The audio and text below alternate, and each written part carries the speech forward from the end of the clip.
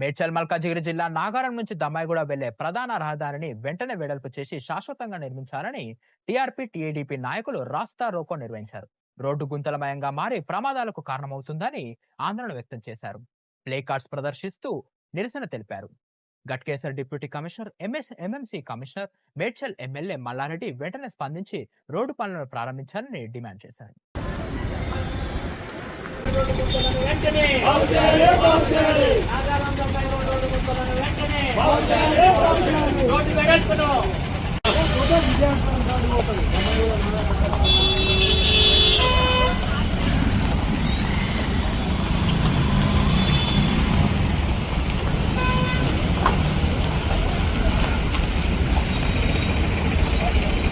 ప్రభుత్వం స్పందించాలి, కమిషనర్ గారు స్పందించాలి, ఎమ్మెల్యే గారు స్పందించాలి, కమిషనర్ స్పందించాలి, కమిషనర్ స్పందించాలి, ఎమ్మెల్యే గారు స్పందించాలి, ప్రభుత్వం స్పందించాలి. ఈరోజు మన దమ్మాయిగూడ నాగారం రోడ్డు పరిస్థితి చూస్తుంటే దారుణంగా ఉన్నది.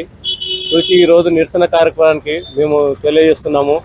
ఎందుకంటే వెంటనే కమిషనర్ గారు వాణిరెడ్డి గారైనా కానీ కమిషనర్ వినయ్ కుమార్ గారైనా కానీ వెంబడే స్పందించి ఈ రోడ్డు గుంతలు మేము మంచిగా చేసి ట్రాఫిక్ దృష్టిలో పెట్టుకొని రోడ్డు వెడల్పు కార్యక్రమం కూడా తొందరలోనే తొందరలోనే చేపట్టాలని చర్యలు చేపట్టాలని గవర్నమెంట్కి మేము హెచ్చరిస్తున్నాము.